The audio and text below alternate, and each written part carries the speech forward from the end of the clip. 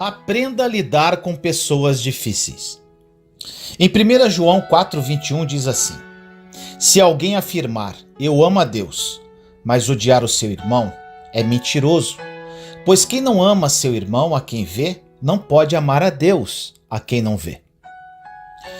Você acredita de verdade que Jesus voltará para buscar a sua igreja? Eu tenho certeza que, se você é cristão, vai dizer que sim. Só que enquanto isso não acontece, você terá que lidar com pessoas chatas, ruins, invejosas, pessoas que mentem, prometem e não cumprem. Até que Jesus volte para nos buscar, você vai ter que conviver com muita gente difícil. Não importa o tamanho do seu talento, não importa quantos dons você tenha, o que importa verdadeiramente é você saber lidar com pessoas para ter sucesso em todas as áreas da sua vida. Existem muitas pessoas com dons e talentos, mas às vezes, pelo fato de não saber lidar com pessoas, acaba ferindo alguém que seria uma porta aberta daqui a algum tempo. A conclusão é que o mais importante para que você seja bem-sucedido, seja lá no seu ministério, na vida empresarial, na família, na vida sentimental, é aprender a lidar com pessoas. E isso é muito difícil, pois você precisa engolir muitas coisas. Se você não aprender a lidar com as pessoas que mais te machucam, você nunca vai passar para o próximo nível da sua vida. Nós não devemos tentar combater quem faz mal para nós, numa tentativa de revide, pois o mal irá continuar sendo mal. Não somos nós que vamos mudar o mal. Quem pode mudar o mal é o Espírito Santo. A Bíblia deixa bem claro para todos que o Espírito Santo convence do pecado, da justiça e do juízo. E isso é muito importante. Quem convence é o Espírito, não somos nós.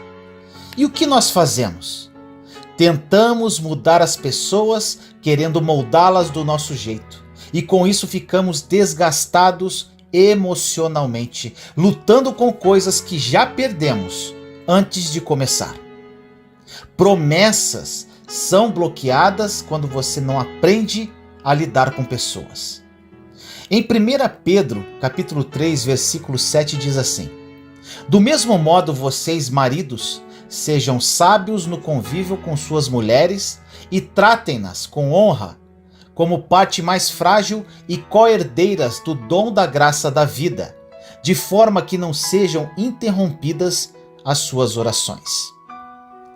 Se você ora, mas não trata bem a sua mulher, não é fiel à sua esposa, suas orações não estão sendo ouvidas. Isso é um exemplo de como promessas são bloqueadas se nós não aprendermos a lidar com as pessoas. Conquistar o céu depende de como você sabe lidar com pessoas. Ser um homem ou uma mulher de oração também depende disso. Até para você ser uma pessoa espiritual, você precisará lidar com pessoas. O sermão mais famoso de Jesus, o sermão que colocou toda a mentalidade e doutrina de Cristo, está em Mateus capítulo 6, versículos 38 e 39, e diz assim: Vocês ouviram o que foi dito, olho por olho e dente por dente. Mas eu lhes digo, não resistam ao perverso. Se alguém o ferir na face direita, ofereça-lhe também a outra. Aí nós pensamos, então quer dizer que Jesus está dizendo que se alguém vier me bater, eu dou a outra face e eu vou ser o bobo da corte? Sim, meu irmão, minha irmã, exatamente isso. Pense comigo, o prejuízo do tapa já está dado. Não tem como reverter isto. Tudo que você fazer a partir disso para tentar revidar esse tapa é só prejuízo. Suas emoções estarão presas a essa pessoa que te feriu. Você vai para a justiça por conta deste tapa. Você vai brigar com diversas pessoas por conta deste tapa. Você vai dividir as pessoas perto de você. pois algumas concordam e outras não com essa atitude. Você nunca percebeu que o amigo do meu amigo é meu amigo e o inimigo do meu amigo vira meu inimigo? Vou repetir, meu irmão, minha irmã. Você nunca percebeu que o amigo do meu amigo é meu amigo e o inimigo do meu amigo vira meu inimigo? E ainda tem mais. O inimigo do meu inimigo acaba virando seu melhor amigo. Então, nunca vale a pena dar continuidade ao primeiro tapa, porque quem vai perder é você, que se encontra íntegro por inteiro. Quem já está quebrado, continua quebrado. Quem está infeliz, continua infeliz. Mas e você que está vivendo o seu propósito aqui na terra? Você que está cheio do dom e talento, que está com a família crescendo, vai parar tudo isso porque não quis dar a outra face? Olha o que diz o versículo 40. E se alguém quiser processá-lo e tirar-lhe a túnica, deixe que leve também a capa. Se alguém te processar querendo sua túnica, dê junto a capa. Não fique se questionando se isso parece fácil ou bobo demais. Por isso, meu irmão, minha irmã, resolva o problema. Você não irá ficar perdendo tempo gastando sua vida emocional. A pergunta que fica é: vale a pena entrar neste tipo de briga? Vale a pena criar conflito com pessoas se nós sempre vamos sair perdendo emocionalmente? Não vale a pena perder o emocional, perder noites de sono. Entenda, você tem um propósito de vida. Você não pode parar diante do primeiro conflito que aparece, ou na primeira pessoa que te afronta. Versículo 41 diz assim: se alguém o forçar a caminhar com ele 1 milha, vá com ele 2. Repare aqui que a estratégia de Jesus é a seguinte: faça tudo para não entrar em uma confusão. Se não aprendermos a matar o problema pela raiz, no outro dia ele vira um gigante que pode nos derrubar. Olha o que diz do versículo 42 a 45. Dê a quem lhe pede, e não volte as coisas àquele que deseja pedir-lhe algo emprestado. Vocês ouviram o que foi dito? Ame o seu próximo e odeie o seu inimigo? Mas eu lhes digo, ame os seus inimigos e orem por aqueles que os perseguem, para que vocês venham a ser filhos do seu Pai que está nos céus. Porque ele faz raiar o seu sol sobre maus e bons, e derrama chuva sobre justos e injustos. Toda a fórmula da felicidade encontra-se aqui. A Bíblia não é um manual de regras, mas sim de felicidade. Ou seja, se você seguir, vai dar certo. Somente quando fazemos isso, somos filhos do Pai. Para que sejamos filhos do Pai, devemos amar nossos inimigos, abençoar quem nos amaldiçoa e orar por quem nos persegue. Saiba engolir sapos, como diz o ditado, ou, se for preciso, engula a lagoa inteira. A única coisa que separa você de sua grande vitória é o orgulho. Existe uma coisa que mata nossas possibilidades de vencer, que é o pai de todos os pecados: o orgulho. O orgulho tem impedido famílias de se levantarem, pecados serem perdoados. A Bíblia diz que se você cometeu um pecado, você pede perdão a Deus e será perdoado. Não é isso? Então por que existem pecados não perdoados? Porque o orgulho não deixa você pedir perdão. Se pegarmos tudo o que a Bíblia nos ensina, veremos que se matarmos o orgulho, ou seja, se tirarmos esse impedimento de sonhos, de projetos e realizações da nossa vida, começaremos a ir muito longe. Sabe por quê? Porque vamos matando cada problema no dia em que ele surge. As pessoas vão continuar errando, o invejoso vai continuar invejando. Entenda que quem tem que mudar é você e não as pessoas, porque as pessoas não vão mudar. Você pode até ser coerente na sua discussão, mas quem está errado não vai mudar pelo fato de você ter falado, pois quem convence não é você, é o Espírito Santo. Aí vem a pergunta: se a pessoa não deu voz ao Espírito Santo, ela vai dar a você, na qual ela está com raiva? A cada vez que tentamos mudar os outros, criamos mais confusão. Você pode até revidar o tapa que lhe foi dado. Deus ainda te dá o direito de pedir perdão por isso e ser salvo.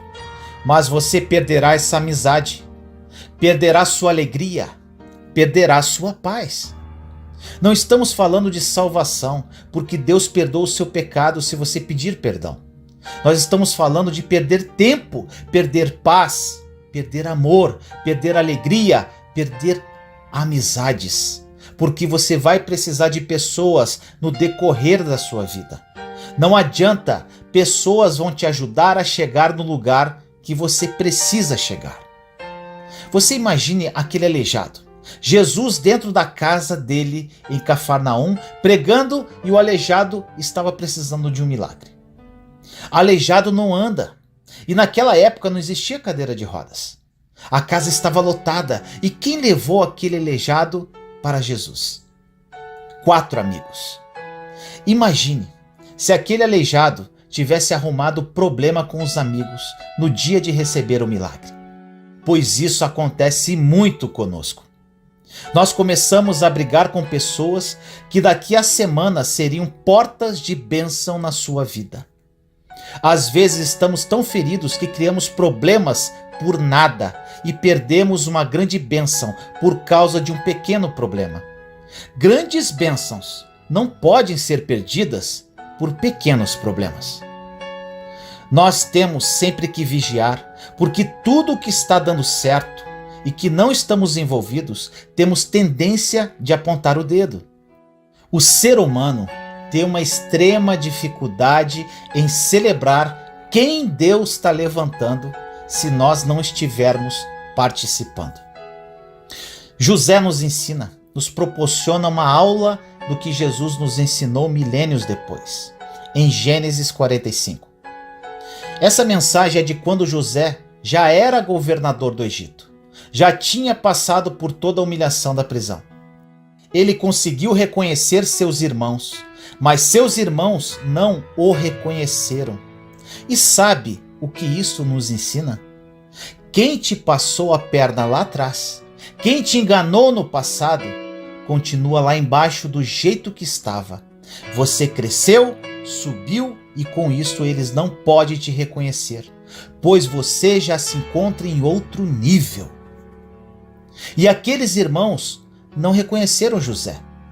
Pensaram eles que José era somente o governador do Egito, um homem poderoso, mas não sabiam que era José. José então armou todo um teatro para colocá-los dentro do quarto com eles. Olha o que diz em Gênesis 45, versículos de 1 a 8. A essa altura, José já não podia mais conter-se diante de todos os que estavam ali. E gritou: façam sair todos. Assim ninguém mais estava presente quando José se revelou aos seus irmãos. E ele se pôs a chorar tão alto que os egípcios o ouviram e a notícia chegou ao palácio do faraó. Então disse José a seus irmãos: eu sou José, meu pai ainda está vivo? Mas os seus irmãos ficaram tão pasmados diante dele que não conseguiam responder-lhe. Cheguem mais perto, disse José aos seus irmãos. Quando eles se aproximaram, disse-lhes: eu sou José, seu irmão, aquele que vocês venderam ao Egito. Agora não se aflijam, nem se recriminem por terem me vendido para cá, pois foi para salvar vidas que Deus me enviou adiante de vocês. Já houve 2 anos de fome na terra e nos próximos 5 anos não haverá cultivo nem colheita. Mas Deus me enviou à frente de vocês para lhes preservar um remanescente nesta terra e para salvar-lhes as vidas com grande livramento. Assim não foram vocês que me mandaram para cá, mas sim o próprio Deus. Ele me tornou ministro do faraó e me fez administrador de todo o palácio e governador de todo o Egito. José está falando com homens que o traíram, que o venderam, os seus irmãos de sangue. Algo que é muito comum, meu irmão e minha irmã. Os de fora só decepcionam, mas quem trai verdadeiramente é quem está dentro. Se alguém lá de fora tentar te trair, não vai chegar a ser uma traição, pois você não tem nenhum vínculo emocional com ele. Vai ser uma decepçãozinha. Os íntimos que traem, os que estão do lado que traem, os da família que traem, os irmãos que traem. José não foi orgulhoso, José chorou, não conseguiu se conter. Muitas pessoas que fizeram mal para você hoje, meu irmão, minha irmã, estão contribuindo para o seu futuro e você nem sabe. Se José tivesse ficado todos esses anos ferido, falando mal dos seus irmãos, provavelmente nem chegaria no trono. Não deixe que nada te destrua por dentro. As pessoas vão falhar, seus irmãos vão falhar, mas quem não pode se contaminar com as falhas é você. José abraçou seus irmãos sem falar nada, pois um abraço fala mais que qualquer palavra. Um abraço resume tudo o que deveria ser dito. Antes de começar a governar, José teve que resolver suas pendências com seus irmãos. Existem pendências que você precisa resolver hoje, mesmo estando absolutamente certo, para que você passe para um nível de governo.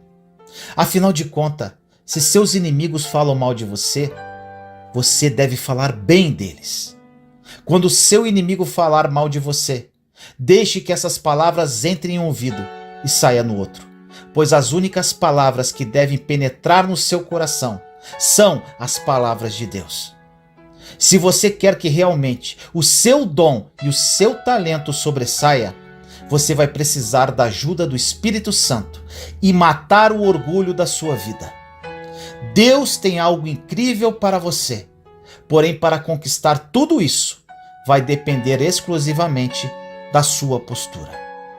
Está consumado, está disponível. Ore comigo assim. Senhor amado, nos colocamos em sua santa e doce presença neste dia, eu, meus irmãos e irmãs em Cristo Jesus. Pai querido, que esta mensagem seja reveladora aos corações que a ouvem. Entendi, Senhor, durante a minha caminhada cristã, que é primordial aprendermos a lidar com todo tipo de pessoas. Também que somos incapazes de mudar qualquer pessoa para que se amolde do nosso jeito. Apenas o Espírito Santo revela a verdade e pode convencer corações. Que a partir de hoje, todas as pessoas que ouvirem esta mensagem tomem uma postura de mudança e vivam verdadeiramente os seus propósitos de vida. Assim nós oramos, em nome do nosso Senhor Jesus Cristo. Amém.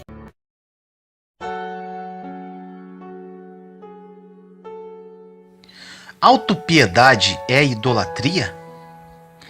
Preste atenção nesta mensagem, ela pode mudar a sua vida. No livro de Gálatas, capítulo 5, versículos 19 a 21 diz: Ora, as obras da carne são manifestas: imoralidade sexual, impureza e libertinagem, idolatria, feitiçaria, ódio, discórdia, ciúmes, ira, egoísmo, dissensões, facções, inveja, embriaguez, orgias e coisas semelhantes.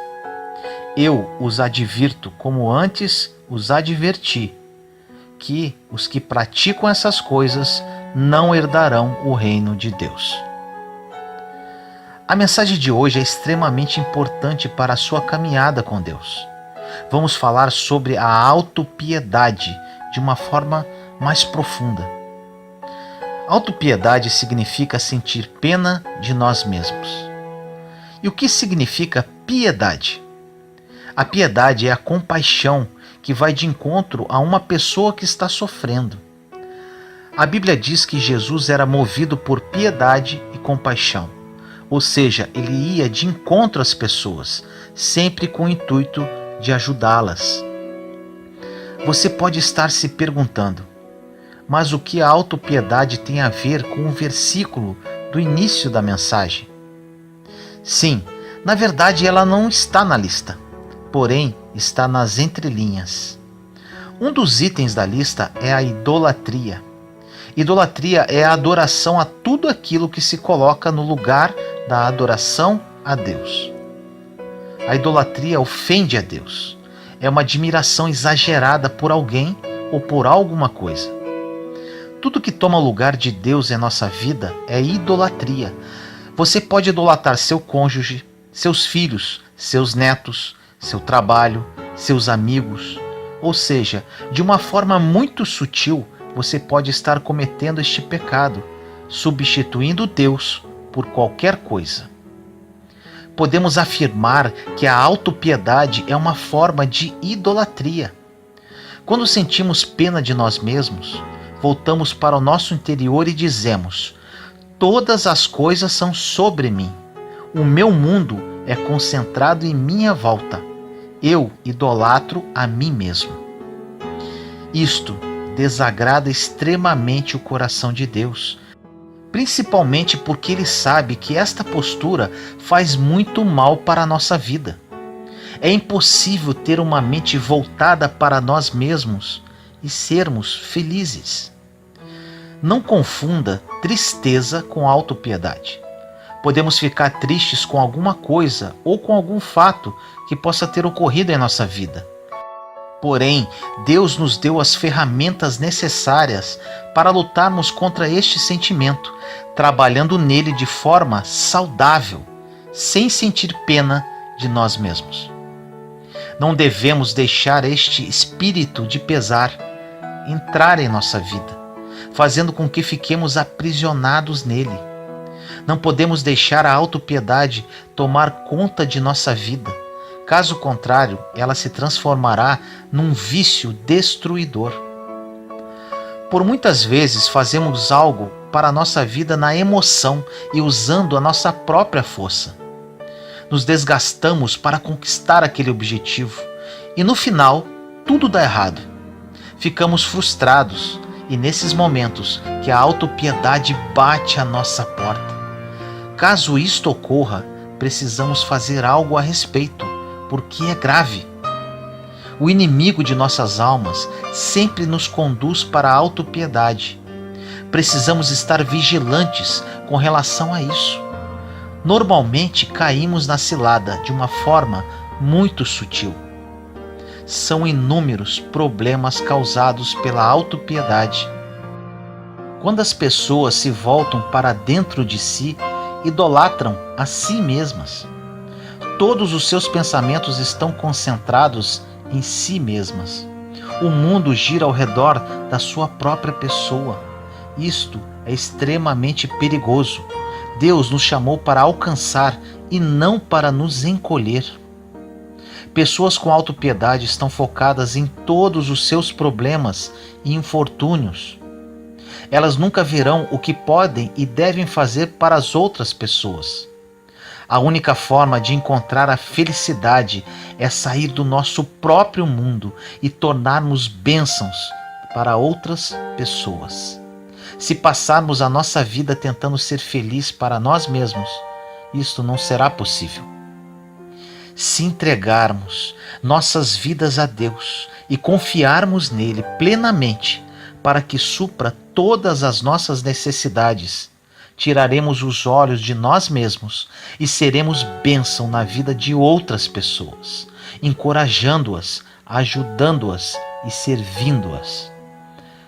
Pode ter certeza que fazendo isso, você será muito, mas muito feliz. É o que acontece hoje na minha vida. Em 1 Pedro capítulo 5, versículo 7 diz: lançai nele toda a vossa preocupação, porque é ele que cuida de vós.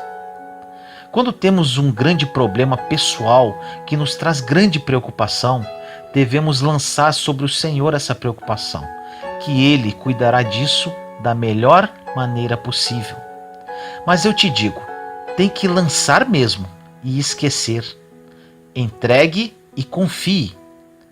Com isso, enquanto Deus cuida do seu problema, Ele nos unge para ajudar outras pessoas. Deus não quer que ajudemos a nós mesmos. Ele quer que o ajudemos a cuidar dos seus filhos. Quando ajudamos alguém, plantamos uma semente. Deus toma essa semente de volta para nós e faz a colheita para nossas vidas. É maravilhosamente incrível e é assim que acontece. Não tente se fazer feliz. Deus cuida de nós quando nos entregamos a Ele de todo o coração e de toda a nossa alma. As pessoas com autopiedade veem apenas o que elas não têm e perdem o que elas têm. Esta é a maior tragédia de todas, perder o que se tem. Podemos estar na melhor posição possível dentro de uma situação ruim, pois não estamos sozinhos. Deus nos ama e está conosco. Porém, você tem que crer nisso. Ele está no controle. Quando vivemos momentos difíceis em nossas vidas, precisamos nos agarrar à esperança. Pode passar o tempo que for, agarre-se a ela, pois não importa o que não tenha dado certo no passado. Você terá um grande futuro, porque o nosso Deus é especialista em recomeços. Deus ama fazer tudo novo. Meu receio não é passar por tempestades. Meu receio é passar por tempestades e Jesus não estar no barco. Aí sim, é péssimo. A autopiedade precisa ser banida da sua vida. Você sabe qual o principal recurso que temos nos dias de hoje? Não é dinheiro, com certeza. É o tempo. Dinheiro perdemos hoje, ganhamos amanhã. O tempo não temos como recuperar. Quando estamos com um ataque de autopiedade, estamos perdendo tempo. Estaremos perdendo um tempo precioso que poderíamos estar fazendo algo útil para a nossa vida ou para a vida de outra pessoa, além de gerar um desgaste físico e emocional totalmente desnecessário. Outro ponto importante: quando temos autopiedade e outras pessoas sentem pena de nós, isto alimenta ainda mais o problema que já temos. Um exemplo de autopiedade na Bíblia e que também nos mostra qual a postura que devemos tomar com relação a uma pessoa que se faz de vítima, se encontra em João, capítulo 5, versículos de 6 a 8, que fala da cura de um homem que era paralítico há 38 anos, na piscina de Betesda. Na passagem fala: perguntou-lhe Jesus: queres ficar curado? O enfermo respondeu-lhe: Senhor, não tenho ninguém que me ponha no tanque quando a água é agitada. Enquanto vou, já outro desceu antes de mim. Ordenou-lhe Jesus: levanta-te, toma o teu leito e anda. Jesus perguntou ao enfermo se ele queria ficar curado, apenas isso. Se este enfermo não tivesse pena de si mesmo, ele apenas responderia: eu quero.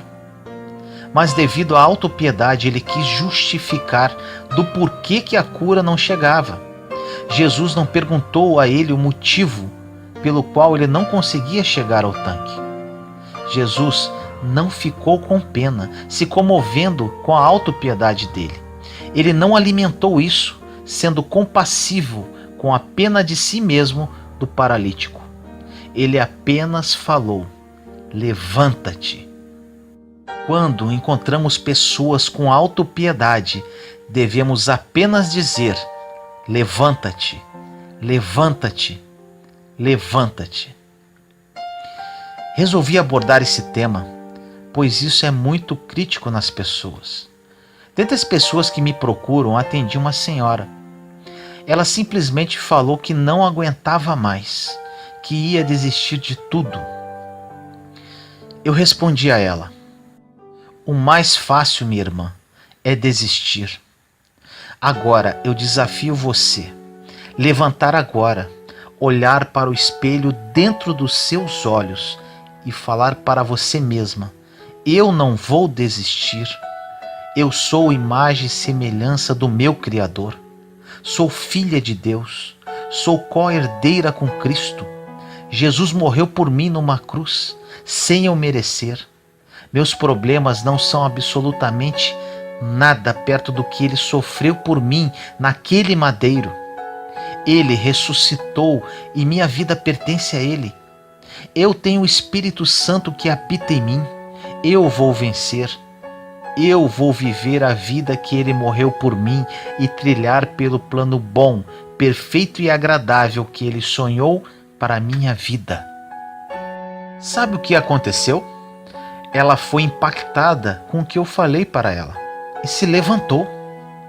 Agora imagine se eu sentisse pena dela. E infelizmente as pessoas que vivem em autopiedade querem exatamente isso, que sintamos pena delas. Que falemos: calma, irmã, Jesus te ama, não chora, Deus vai te ajudar, espera. Realmente é difícil o que você está passando, tadinha, e se possível, que choremos com elas. Existem muitas pessoas que estão ouvindo esta mensagem agora, que estão assim, esperando alguém que ouça suas lamentações e chore com elas. Não querem caminhar. Acorda, povo de Deus, misericórdia, levanta-te, levanta-te, levanta-te. A única coisa que ganhamos com a autopiedade é o desgaste. A autopiedade abre diversas portas que podem destruir a nossa vida. Uma delas é não ter equilíbrio na vida. Ou seja, pessoas com autopiedade não são felizes, nem nos momentos que estão fazendo o que gostam. Outra porta é o cansaço. Pessoas com autopiedade ficam tão frustradas que vivem cansadas de tudo e de todos. E outra, questões não resolvidas. Pessoas com autopiedade não resolvem seus próprios problemas, achando que os outros devem resolvê-los por elas, gerando com isso raiva, contendas, ofensas e mágoas. Pessoas que sentem pena de si mesmas procuram fontes erradas para atender às suas necessidades. E quando isso acontece, abre a porta para a decepção. E isso vira um ciclo, porque quando acumulamos decepções, geramos mais autopiedade. A autopiedade é sempre acompanhada de pensamentos negativos. É sempre pelo que não temos ou pelo que as pessoas não estão fazendo. Aprender a pensar positivamente em uma situação negativa é uma das melhores coisas que podemos fazer por nós mesmos. Não precisamos esperar pensar positivamente, podemos pensar de propósito. No livro de Salmos 27:10 diz: apesar disso, essa certeza eu tenho, viverei até ver a bondade do Senhor na terra. Existem pessoas que são colecionadoras de injustiça e guardam na memória todas as injustiças que já fizeram para ela em toda a sua vida. Sentem pena de si mesmas e lembram de todas as vezes que foram maltratadas e lembram exatamente, com detalhes, de todas as pessoas que nada fizeram por elas. Elas procuram pessoas que tenham compaixão delas, para que sintam ainda mais pena de si mesmas. Não importa o quão maltratado você foi, ou que isto não tenha sido justo. Você nunca poderá ter justiça por si mesmo. Nosso Deus é um Deus de justiça, e Ele há de fazer a justiça em sua vida, como e quando Ele quiser. Deus recompensa os que o buscam, que são fiéis e que servem a Ele.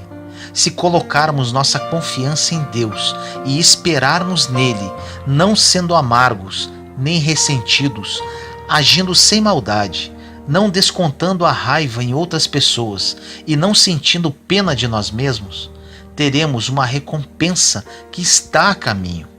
Não podemos ser lamentáveis e poderosos ao mesmo tempo. Isto não funciona.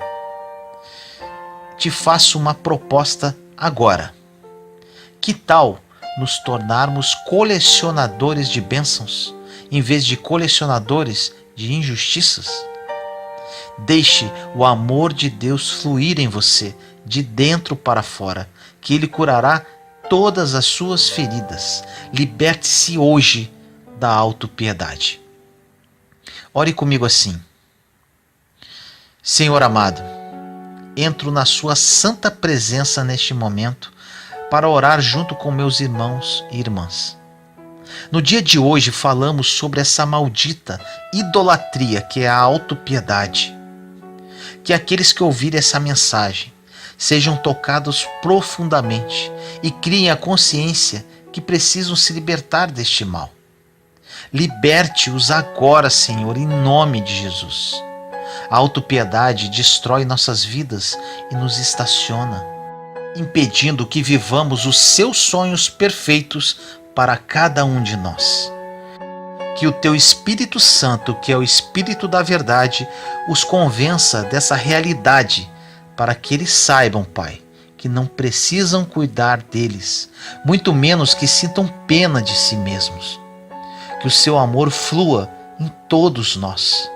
Cure nossas feridas, Senhor, e nos habilite a ajudar nossos irmãos que também encontram-se feridos pela vida. Assim nós oramos, em nome do nosso Senhor Jesus Cristo. Amém. Posicione-se e mude a sua vida. Seu posicionamento define os seus limites. Em 1 João, capítulo 2, versículos 24 e 25 diz: Portanto, o que desde o princípio ouvistes, permaneça em vós. Se em vós permanecer o que desde o princípio ouvistes, também permanecereis no Filho e no Pai. E esta é a promessa que Ele nos fez, a vida eterna. Posicionamento é algo que pode mudar completamente a nossa história com Deus. Porque dependendo do jeito que você se posiciona, isso vai influenciar diretamente naquilo que você vai experimentar na sua caminhada de fé.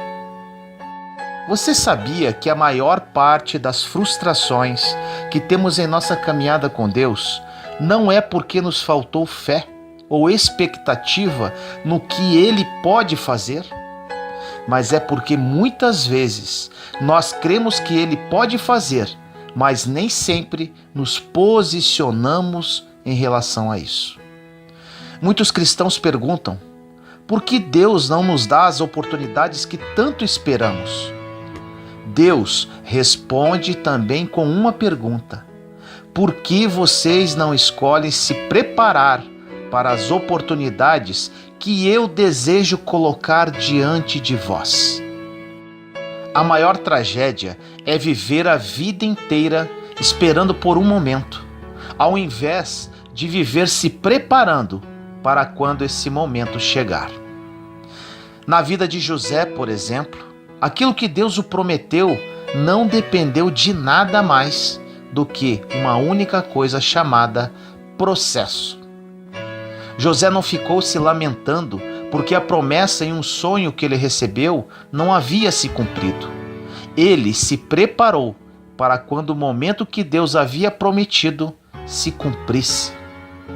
Se formos analisar cada herói da fé, se formos analisar todas as pessoas que marcaram a história através da Bíblia, inclusive Jesus, vamos perceber que todos eles enfrentaram ao chamado processo. Jesus não ficou aguardando que algo se manifestasse, mas ele se preparou para quando fosse chegada a hora.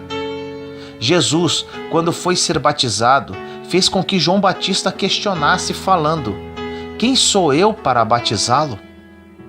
Jesus disse que era necessário que aquilo acontecesse. Pedro tentou poupar Jesus da cruz e ele o repreendeu porque ele crê e entende que era necessário que aquilo acontecesse. Jesus não jogava dados, ele não esperava o acaso, mas ele se preparou até o momento em que naquela cruz ele declarou: tudo está consumado. Quando Jesus declara isso, ele está dizendo que tudo se cumpriu, todo o propósito para o qual ele veio. Tem uma lenda na Itália que diz que um homem todos os dias chegava diante de uma estátua de um santo e implorava ajuda para ganhar na loteria. Ele chorava, pedia, suplicava, até que um dia aquela estátua não aguentou mais. Tomou vida e falou: por favor, eu te imploro, compra um bilhete. É interessante, porque às vezes clamamos para que a chuva venha, só que ela não vem, porque não aramos o campo ainda. Se você clama para que a chuva venha e não preparou o campo, quer dizer que a chuva vai destruir tudo o que você tem. O maior fracasso que o homem pode ter é ter sucesso naquilo que Deus não aprova. O seu posicionamento define os seus limites. A fé não limita Deus e Deus não limita a fé. Então, o que vai limitar a sua caminhada é o seu posicionamento. A palavra de Deus, em vários momentos, libera promessas sobre nós. Passagens onde Deus nos libera bênçãos, mas Ele impõe algumas condições. Por exemplo, em 2 Crônicas 7,14 diz: e se o meu povo, que se chama pelo meu nome, se humilhar e orar, e buscar a minha face, e se converter dos seus maus caminhos, então eu ouvirei dos céus, e perdoarei os seus pecados, e sararei a sua terra.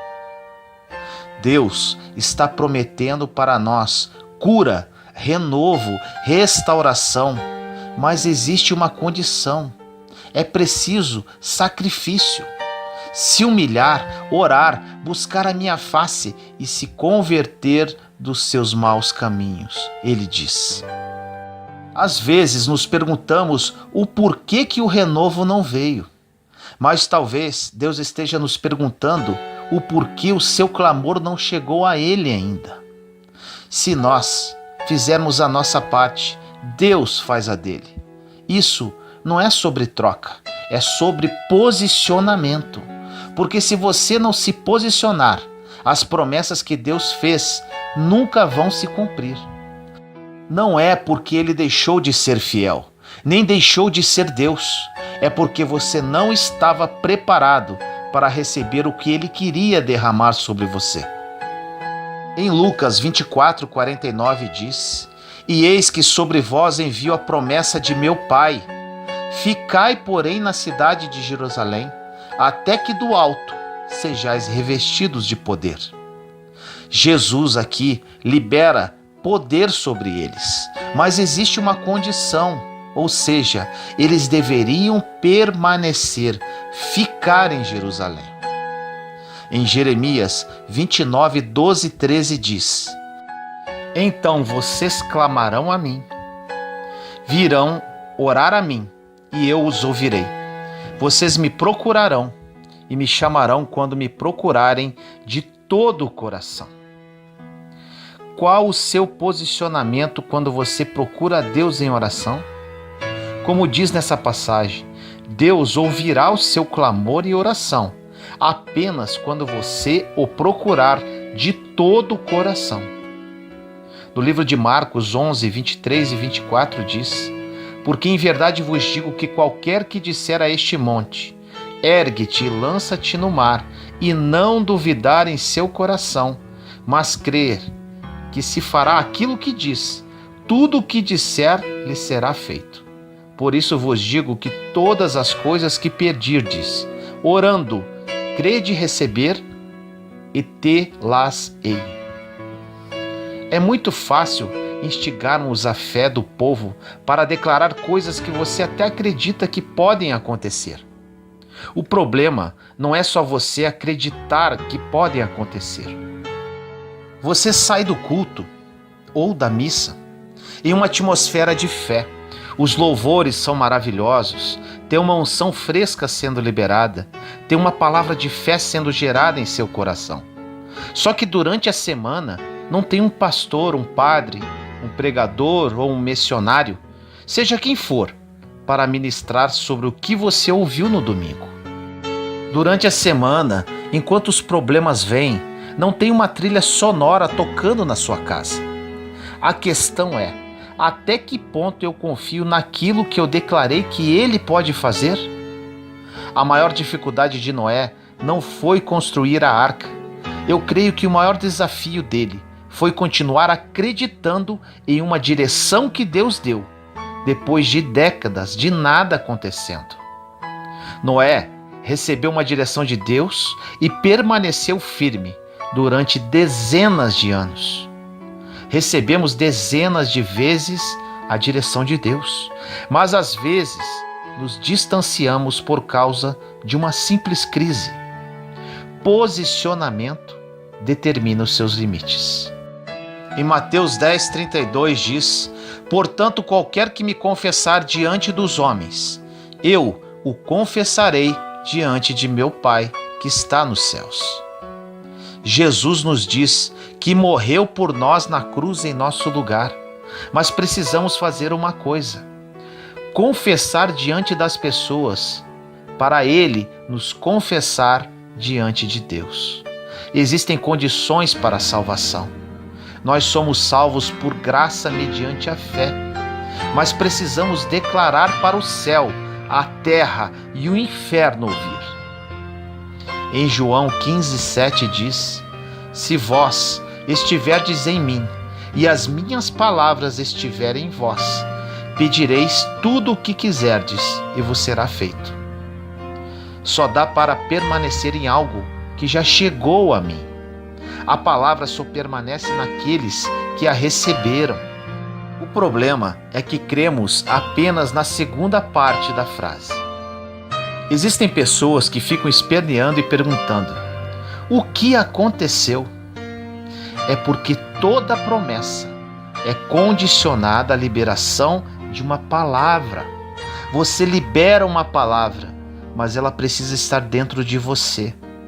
Para que um sacerdote ministre algo com autoridade, é preciso antes ter sido gerado através da palavra. Em Marcos, capítulo 9, versículos de 21 a 23 diz: e perguntou ao pai dele: quanto tempo há que lhe sucede isso? E ele disse-lhe: desde a infância, e muitas vezes o Espírito tem o lançado no fogo e na água para destruir. Mas se tu podes fazer alguma coisa, tem compaixão de nós e ajuda-nos. E Jesus disse-lhe: se tu podes crer, tudo é possível ao que crê. Essa passagem se refere ao pai preocupado com as manifestações demoníacas durante anos do seu filho. A questão não é se Deus pode fazer, porque a palavra diz que para todas as promessas que ele liberou, nós já temos dele o sim e o amém. Então, o que você precisa para viver o milagre é se posicionar e não duvidar. A fé não é passiva. A fé vai te convidar a viver uma vida de aventura. Vai te convidar a viver uma vida de impossibilidades. Se você não está usando sua fé para as coisas impossíveis, você não está usando a sua fé. Não confunda pensamento positivo com fé. Um exemplo de pensamento positivo: cara, eu acho que naquela entrevista, se gostarem de mim, aquele emprego pode ser meu. Eu acho que isso pode acontecer. Ou seja, uma expectativa em situações e pessoas. A fé, diferentemente, refere-se a tratar as coisas que não são como se já fossem. Existe um interesse de Deus em mudar a sua história, muito maior do que a sua. Deus não quer te ajudar a pagar alguns boletos, a comprar uma casa própria, a ter um carro novo. Ele quer te dar vida eterna. E a vida eterna não começa quando morremos. A vida eterna começa a partir do dia que você conhece Jesus verdadeiramente, em espírito e verdade. Se você aceitou Jesus hoje, a vida eterna começa hoje. Entenda isso. Durante séculos, Deus se calou na humanidade. Durante 300 anos, houve o silêncio de Deus. Ele quebrou o silêncio através de um homem chamado João Batista. Só que quando vamos ler a história dele, entendemos que a sua mãe tinha um ventre estéril. E do outro lado existia Jesus, o Filho de Deus, que nasceu de um ventre virgem. Você sabe o que Deus está nos mostrando? Que depois desses 300 anos de silêncio, Ele não depende de circunstâncias para gerar o futuro. O mesmo Deus que criou tudo só pela palavra em Gênesis ainda existe. Você não precisa de uma oração forte, de uma nova revelação, de uma pregação. Você só precisa de uma palavra de Deus, que tudo ao redor vai ser transformado, se você tiver um posicionamento. Estar sentado no banco de uma igreja não significa estar vivendo o propósito de Deus. Repito, estar sentado no banco de uma igreja não significa estar vivendo o propósito de Deus. Não esqueça disso. Deus não chamou você para ficar de fora vendo Ele fazer. Deus chamou você para ser o centro do mover dele na terra. Não espere um milagre, você já é um milagre. Deus está esperando você ser milagre na vida de outra pessoa também. Pesque dentro de você o eu que está adormecido, alguém que Deus sempre quis que você fosse. Existe uma batalha para que possamos experimentar o novo de Deus, e essa batalha acontece dentro de nós. Toda batalha que travamos não tem a ver com as coisas que estão ao redor, tem a ver com aquilo que está dentro de nós. Existe um mundo dentro de nós que afeta o mundo que está ao nosso redor.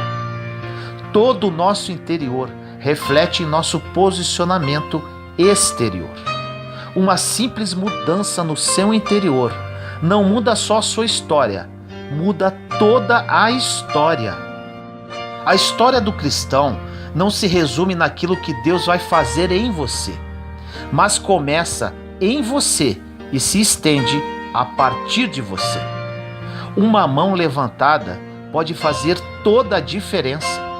A sua mão estendida hoje pode mudar toda a história da sua família, da sua casa, da sua nação. O problema da nossa geração é que queremos dar para os nossos filhos os presentes que não tivemos, quando na verdade temos que ensinar princípios e dar o exemplo que por vezes não tivemos. Seu filho não quer mais presentes, ele quer mais exemplos. Através do seu posicionamento, bênçãos serão liberadas. Posicione-se diante daquilo que Deus te prometeu, que você verá com seus próprios olhos o cumprimento de cada promessa que Ele te fez. Ele é Deus, não é homem para que minta ou se arrependa. Ninguém pode impedir o seu querer. Deus deseja mudar a sua história. Quem será capaz de impedir que você experimente algo sobrenatural? Existem pessoas que ouviram falar de Deus a vida inteira, mas ainda não sabem quem Ele é. O povo de Deus está morrendo porque não o conhece e nem sabe do que Ele é capaz. Deixe Ele mudar a sua história hoje, mudar a sua casa, tirar a venda dos seus olhos, sarar as tuas feridas, te colocar de pé. Você que está cansado, corra para Deus, Ele te dará forças. Você precisa fazer apenas uma coisa: posicionar-se. Ore comigo assim: Senhor amado, nos colocamos em Sua santa presença, eu, meus irmãos e irmãs em Cristo Jesus. Pai querido, posicionamento é isto que precisamos fazer. Aprendemos, Senhor, que muitas das suas promessas já foram liberadas em nossa vida. Porém, o nosso posicionamento é que nos permite recebê-las. Muitos que oram comigo agora não compreendem isso, Pai. Toque-os agora através do seu Santo Espírito para que eles criem esse nível de consciência. E a partir de hoje, tome um posicionamento ativo em sua caminhada de fé. Que a partir de hoje a vida de cada um deles nunca mais seja a mesma. Que este posicionamento libere as bênçãos já reservadas para cada um, para que o seu nome somente seja glorificado aqui nesta terra. Assim nós oramos, em nome do nosso Senhor Jesus Cristo. Amém.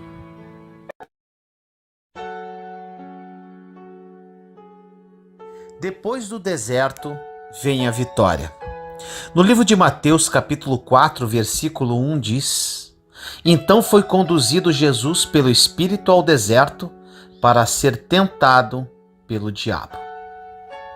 Meu irmão e minha irmã, às vezes pedimos uma coisa para Deus e não recebemos, porque não é função dele dar aquilo que estamos pedindo. A Bíblia diz em Tiago 4,3: Pedis e não recebeis, porque pedis mal. E aí vem a questão: se nós não sabemos como pedir, nós não recebemos. E o fato de não recebermos não é porque Deus não tem poder para nos dar. Os nossos pedidos precisam estar alinhados com o que está escrito. Por mais que você ore forte e fique uma madrugada chorando e pedindo mal, Deus não vai mudar o que está escrito porque você está assim. É muito mais fácil você alinhar o seu pedido com aquilo que Deus quer, do que você tentar encaixar Deus nos seus próprios planos. Agora, se você não lê a palavra, como vai saber o que está escrito? E como vai saber quais as promessas de Deus para a sua vida? Nós precisamos ser cristãos um pouco mais sábios e inteligentes, para não pedirmos o que não é hora de pedir e para quem não é para pedir. Tem que ter sabedoria para saber quem, quando, como e por que pedir. Achamos que pela nossa insistência algo vai acontecer, mas você pode bater muitas vezes na porta. Se for a porta errada, ela não se abre, porque Deus é misericordioso e não vai deixar você ir para um caminho onde não há como voltar. Na passagem de Mateus 4:1, que falamos no início da mensagem, que diz: Então foi conduzido Jesus pelo Espírito ao deserto para ser tentado pelo diabo. Isso é muito interessante. Você não vai encontrar na Bíblia outro lugar que o Espírito te leve que não seja para o deserto. Por isso, pare de pedir sucesso, dinheiro ou qualquer tipo de solução dos seus problemas ao Espírito Santo, porque se fizer isso, ele vai te levar para o deserto. Ninguém quer estar em uma temperatura desconfortável que queima durante o dia e congela durante a noite. Ninguém quer estar em um lugar onde a comida é escassa e não tem água. Ninguém quer estar em um lugar solitário. Você quer conforto, tapinha nas costas, comida em abundância, ouvir parabéns. Você quer ser feliz. Ou seja, ninguém quer estar no deserto, mas não existe biblicamente falando em crescimento, descoberta de propósito, amadurecimento, desenvolvimento, seja financeiro, emocional, familiar ou ministerial, sem passar pelo deserto. Porque toda promoção divina começa no deserto. A próxima fase da sua vida é impulsionada pelos desertos que você passa. Mas, como não entendemos o deserto como um processo, fugimos e pedimos errado ao Espírito Santo. Perceba que quando chegou a hora de Jesus cumprir o seu ministério, o lugar para onde ele foi e o Espírito o levou foi para o deserto. Deserto é processo, deserto é transformação. Uma mensagem chamada "Você realmente precisa de um milagre?" ou de uma transformação, que eu postei há alguns meses atrás, falou muito ao coração de muitas pessoas. Lá eu falo sobre a lagarta e a borboleta. A lagarta é a mesma criatura da borboleta, porém em fases diferentes. O que as separa é o casulo. Na verdade, o casulo se compara ao deserto. Agora imagine a lagarta vivendo a sua vida. E quando chega no momento de entrar no casulo, ela começa a orar para Deus, livrá-la do casulo, falando que é escuro, apertado e sofrido. A lagarta não faz isso porque o casulo é obrigatório para quem quer voar. Mas, como enxergamos o deserto como dor e sofrimento, nós nunca crescemos e nunca aprendemos. Chegou o momento de aprendermos com os desertos e não reclamarmos. Chegou o momento de crescermos em meio às dificuldades da vida e parar de reclamar, pois reclamamos muito e aprendemos pouco. E por que não encarar esse deserto de frente, aprendendo, perseverando, deixando-se ser moldado por Deus e sem perguntas? O deserto é uma fase de preparação que te levará para um outro nível. Meus irmãos e irmãs, passei por um deserto pesado. Passei por todas as fases, de reclamação, de murmuração, de medo, de incertezas e dúvidas, de desespero, de angústia. Havia perdido meu casamento, falido financeiramente e com uma filha querendo cometer suicídio. Isso tudo em 10 dias. Passei por muitas dores, afrontas e humilhações. Mas, quando encarei o deserto como um processo, minha vida mudou. Aprendi muito. Aprendi a desfrutar do deserto. Conheci Deus em espírito e verdade. Me apaixonei verdadeiramente por Jesus. E o Senhor mudou toda a minha realidade. Hoje, prosperei financeiramente. Vivo um sonho com relação à minha vida sentimental. E minha filha se transformou numa grande missionária da palavra. E muito mais que tudo isso, recebo diariamente diversos depoimentos de mudança de vida, que começaram a partir do meu testemunho de vida. Foi muita dor e ranger de dentes, mas hoje é muita alegria e prosperidade em todas as áreas. Pague o preço, meu irmão, minha irmã. Vale muito a pena. Encare seu deserto de frente. Muitas pessoas entram no deserto, saem e lá na frente voltam novamente em outra fase da vida, porque saíram do deserto para sobreviver, mas não aprenderam nada. Quando Deus decidiu que chegou a hora de seu filho se manifestar como Messias, o Espírito conduziu Jesus para o deserto para ser tentado pelo diabo.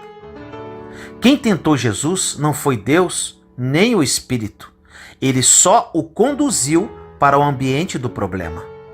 A Bíblia diz que Deus não tenta ninguém. Então, os problemas e as tentações que você está passando não são provas de Deus. Na verdade, Deus te colocou no ambiente onde o inimigo tem liberdade para tentar você. Existem lugares que você se esconde em Deus e que o inimigo não conseguirá chegar nem para tentar. Porém, existem outros lugares que Deus coloca você e te expõe para que você possa aprender as coisas naquele ambiente de provação. Você sempre vai aprender se quiser. Você vai sair do deserto muito mais forte, vivendo o seu propósito.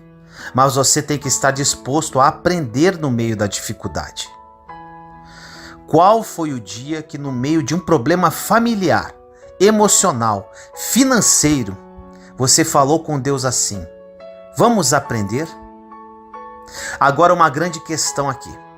Deus livra você de problemas que Ele te colocou. Por exemplo, o Espírito tirou Jesus do deserto porque foi Ele mesmo que o levou até lá. Agora, o filho pródigo se meteu em um problema e teve que sair sozinho. Existem problemas que você tem que sair sozinho, porque você se colocou neste lugar. E existem problemas que Deus vai livrar você, porque Ele que te conduziu até o deserto. Essa sensibilidade você precisa ter para saber se pede para Deus te tirar dali ou não. Porque quando Deus te coloca no deserto, não adianta pedir para sair, porque Ele vai te tirar no tempo dele. Agora, quando você se meteu em um problema, quis brigar com um familiar, quis entrar em um conflito com uma pessoa na rua e está respondendo um processo na justiça, quis fazer uma fofoca e perdeu um amigo, você decidiu isso e agora você vai ter que sair desse problema. Saia sozinho, igual o filho pródigo. Nunca se esqueça, Deus tira você dos desertos que Ele te colocou. Nesse deserto que Jesus estava, Ele foi tentado por Satanás. A primeira dificuldade de Jesus é que Ele começou a passar fome. A Bíblia diz que depois de 40 dias de jejum, Ele estava morrendo de fome. Mas te pergunto, Jesus morreu no deserto? A primeira coisa que ele aprendeu é que no deserto, a fome, seja ela emocional, financeira, espiritual, ameaça, mas não mata. É justamente uma prova de fé. Jesus não morreu de fome apesar de não ter comida, porque no deserto, no momento certo, mesmo que ele faça a pedra virar pão, a provisão chega. Por isso, não tenha medo de morrer no deserto, porque não tem como morrer no lugar que Deus te colocou. Não fique com medo de perder tempo, porque não se perde tempo em um lugar que Deus colocou você. Inclusive, você amadurecerá e aprenderá a utilizar o tempo de forma mais eficaz no deserto. A segunda coisa que Jesus aprendeu é que é possível dizer não ao diabo e às tentações. O ser humano tem essa necessidade neurótica de aceitação e por isso compra carro que não pode pagar, se endivida comprando roupas de marca, entre outras. Essas pessoas fazem coisas que parecem ridículas aos olhos dos outros, porque elas estão tentando ser aceitas. Mas no deserto o Espírito te conduz até ali para te ensinar a dizer não, pois o não te leva mais longe do que o sim. Você pode dizer muitos sims, mas se você não aprende a dizer não para aquilo que cancela todos os sims, você perde todos. Você pode ter dito sim à prosperidade financeira e ter começado o seu próprio negócio e está se esforçando para ser um empreendedor. Mas um não que você deveria ter dito para um sócio errado, ou para um investimento que não era de Deus, ou para uma oportunidade, isto quebra todos os princípios e pode quebrar todos os sim certos que você deu na vida. A terceira coisa que Jesus aprendeu é a verdadeira identidade, pois o inimigo tentou confundir de todas as formas quem era Jesus. Você só vai descobrir quem realmente é no deserto, porque comendo em um bom restaurante, passando férias em Paris ou nas Ilhas Maldivas, você não descobre destino nenhum. Você não amadurece e nem cresce. É quando falta dinheiro no bolso que você começa a crescer. É quando chega um diagnóstico e quando um grave problema aparece. É quando o inimigo se levanta. É quando você está no meio do deserto que você percebe que se você não crescer, ninguém vai crescer por você. Deus te coloca sozinho no deserto para você crescer do jeito que Ele sabe fazer. Cada um tem seus desertos para viver. A minha história não serve para você. O meu casulo não serve para você, pois é um deserto para cada pessoa. Você pode até ter referências de histórias superadas no deserto, como foi o meu caso, mas isso não quer dizer que vai ser igual com você. Nunca se esqueça disso. Um pai nunca coloca um filho em uma prova que ele não pode passar. Agora, em questão de milagres, o pai só faz o impossível. O possível você tem que fazer. Quando nos machucamos e culpamos Deus dizendo: se o Senhor tivesse chegado na hora certa, nada disso teria acontecido. Mas você acha mesmo que Deus não sabe a hora certa? Acha mesmo que Deus não vê o seu futuro? Que Ele não sabe como você vai estar daqui a um ano? A maior alegria de um pai é ver que o filho conseguiu e está comemorando, sabendo que se ele tivesse ajudado, ninguém comemoraria.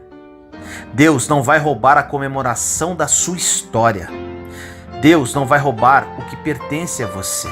Essa vitória que você está esperando é logo após o deserto, e Ele vai deixar você ir sozinho, mas sempre te supervisionando, protegendo e blindando. O deserto não é lugar de morada, é lugar de passagem. Todas as grandes coisas que aconteceram na Bíblia foi pós-deserto. Como, por exemplo, o povo de Israel descobriu a sua verdadeira identidade depois que passaram pelo deserto. Antes, eles eram escravos e agora são povo de Deus. Muitos homens e muitas mulheres ainda não descobriram quem são em Deus, porque negaram o deserto até hoje. Fugiram do processo até hoje. Encare o deserto, meu irmão e minha irmã. O seu deserto pode durar uma semana, um mês ou um ano, mas independente disso, é Ele quem vai revelar a sua verdadeira identidade, aonde você pode ir, a quem você tem que confiar seus sonhos. Você não faz ideia da força que você possui até passar pelo deserto. Muitas pessoas poderiam ter morrido se passassem por tudo que você passou. Hoje você está de pé e ninguém coloca você mais no chão, sendo que antigamente qualquer situação tirava sua paz. É assim que acontece. Quando Deus quer algo que custa muito, que dói, não é para Ele provar seu coração, porque Ele já conhece você. Deus já sabia o que Abraão faria antes mesmo de pedir a ele o seu filho. Então, por que será que Deus pediu algo que custava a Abraão, sabendo que ele entregaria? Não é porque ele queria provar Abraão. Deus queria mostrar para todo mundo quem era Abraão por dentro. Tem situações que são muito difíceis, mas é a forma que Deus tem para mostrar para todos quem é você. Se hoje estamos falando da história de Abraão, que ocorreu há mais de 4.000 anos atrás, é porque ele não negou sacrificar Isaque. Deus faz para você um desafio público para mostrar quem você é para as pessoas. E se você não passar pelo deserto, ninguém vai conhecer quem realmente você é. Você está esperando respostas de pessoas que nunca vão te responder, pois a sua resposta está no deserto. Nunca fuja do tempo que Deus separa para você no meio dos desertos, porque ali você foi conduzido pelo Espírito e sai com aquilo que precisa na sua mão. Não pense que você vai ter autoridade em uma área que você não venceu. A autoridade espiritual não vem pela quantidade de horas que você está prostrado diante de Deus orando, pelo jejum ou pelas obras que faz. Vem pelas batalhas que você vence. Cada batalha que Deus envia e você vence, você sobe um degrau a mais dentro de sua autoridade espiritual. Não compre brigas que não são suas. Não entre em lutas que Deus não pediu para você lutar, porque nós já temos as lutas que Deus manda para a nossa vida. Se você gastar tempo em uma luta que não era sua, quando a luta que era de Deus aparecer, você não terá força, coragem, energia, foco e nem vontade de lutar. Todas as lutas divinas, lutas que Deus enviou ao ser humano, ou seja, aquelas que a pessoa não provocou, Ele dará as estratégias para a vitória. Como exemplo, a luta de Davi, ele não provocou Golias. Pedro não provocou a tempestade. Agora preste atenção, quando você provoca as guerras, você vai ter que sair sozinho. O desafio de hoje é: só entre nos desertos que Deus te colocar. Não se coloque em desertos.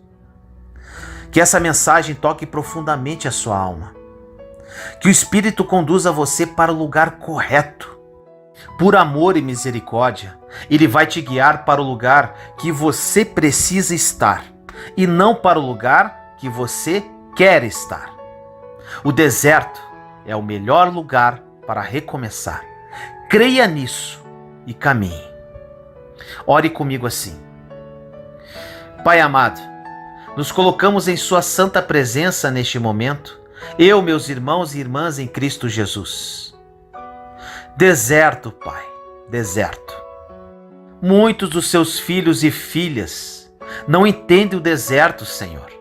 E assim como o povo de Israel, estão circulando por anos e anos nesta sequidão e nada acontece. Eles não encaram o deserto como processo, mas só como dor e sofrimento. Que no dia de hoje, através desta mensagem, eles criem essa consciência, através da ação do Seu Espírito Santo. O deserto é o melhor lugar para recomeçar, Pai. Eu sei disso, pois foi no deserto que conheci a mim mesmo, que conheci a Ti em espírito e verdade, e que minha vida mudou radicalmente.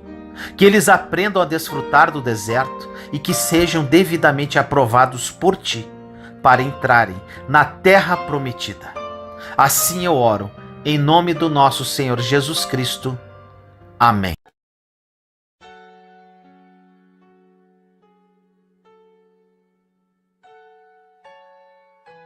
A fé acima dos sentimentos. Em 2 Coríntios capítulo 5, versículo 7 diz assim: porque vivemos por fé e não pelo que vemos. Em Hebreus capítulo 11, versículo 1 e 2 diz: ora, a fé é a certeza daquilo que esperamos e a prova das coisas que não vemos, pois foi por meio dela que os antigos receberam bom testemunho. Meus irmãos e irmãs, este assunto é de grande importância para a sua caminhada de fé. Eu falo isso pois no meu passado eu era uma pessoa muito emocional e agia através dos sentimentos. Foram derrotas atrás de derrotas.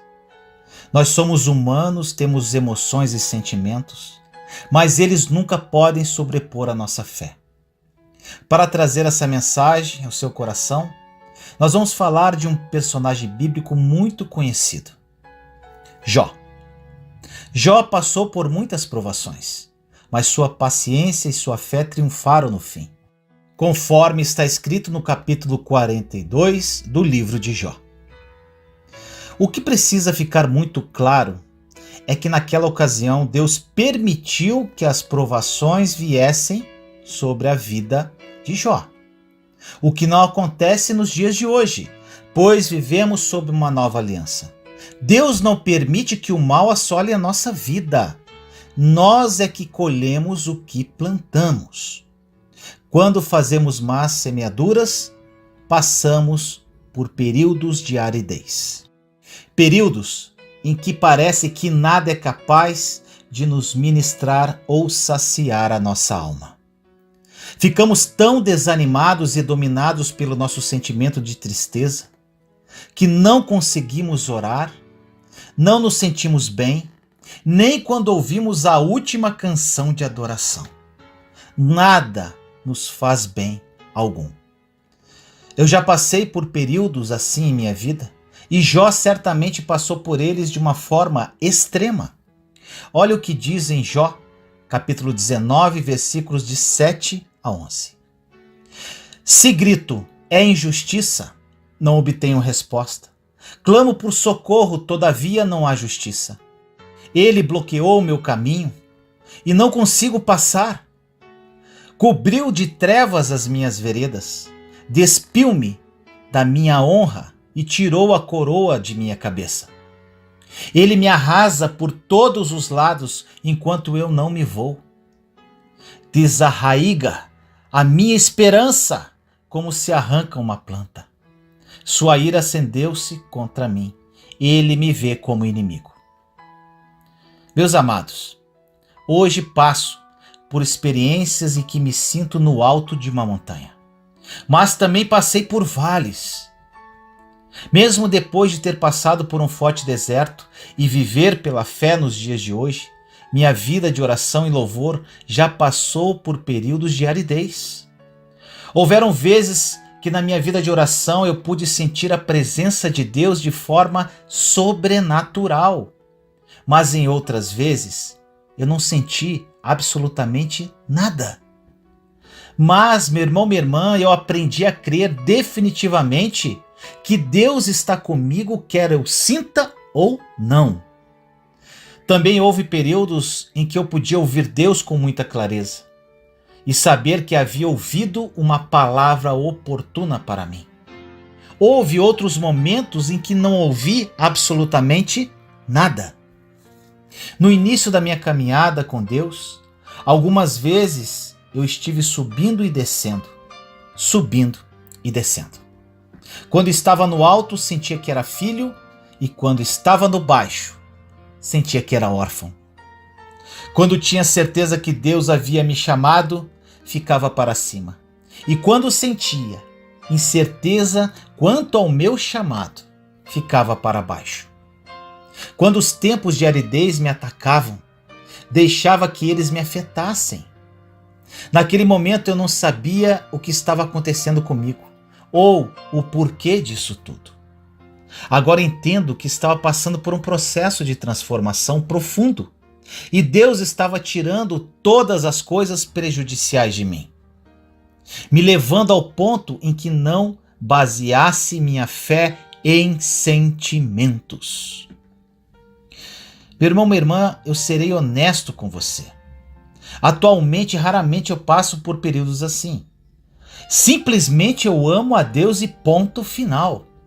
Eu oro, creio que Ele me ouve e ponto final. Sei que fui chamado e faço o que fui chamado a fazer. E não vivo mais em altos e baixos como costumava viver. Sabe por quê, meu irmão, minha irmã? Porque aprendi a parar de basear tudo em meus sentimentos e a viver por fé. Não permito que minhas emoções determinem se eu creio que Deus está comigo ou não. Simplesmente escolho crer que Ele está e ponto final. Isso não significa que nunca posso passar por um tempo difícil ou que nunca tenha um dia mau. Mas esses períodos não controlam mais aquilo que eu creio. Não creio que Deus possa permitir que vivamos de um clímax emocional ao outro. Se fizesse isso, dependeríamos demais desses momentos e provavelmente começaríamos a ter uma ideia a nosso respeito mais elevada do que deveríamos. Deus nos ama e nos protege de dependermos demais das emoções, para que Ele possa continuar a nos usar. Precisamos aprender a confiar que Deus sabe o que está fazendo em nós. Se sentirmos algo em nossas emoções, tudo bem. Se não sentirmos nada, tudo bem também. Devemos nos lembrar de que estamos envolvidos com seu chamado para toda a vida E não apenas nos momentos em que nos sentimos bem, mas também nos momentos em que nos sentimos mal, ou em que não sentimos nada. Meu irmão, minha irmã, que essa mensagem tenha tocado no fundo da sua alma. Seja paciente e permaneça fiel. Deus ajudará você e você ficará impressionado no que vai acontecer na sua vida. Ore comigo assim. Pai amado, nos colocamos em sua santa e doce presença neste momento, eu, meus irmãos e irmãs em Cristo Jesus. Senhor misericordioso, que esta mensagem toque profundamente ao coração de todos que a ouvirem. Muitos aqui vivem em função dos seus sentimentos e emoções, e isso é uma destruição para a nossa vida. Sei disso, pois vivi assim por muito tempo. Que essa mensagem seja um despertar nos corações dos seus filhos e filhas, para que vivam verdadeiramente por fé e não por vista. Assim nós oramos, em nome do nosso Senhor Jesus Cristo. Amém. Juntos somos fortes. Compartilhe esta mensagem para que mais pessoas sejam edificadas. Inscreva-se no canal e acione o sininho para ser notificado de novos vídeos. Te amo em Cristo Jesus.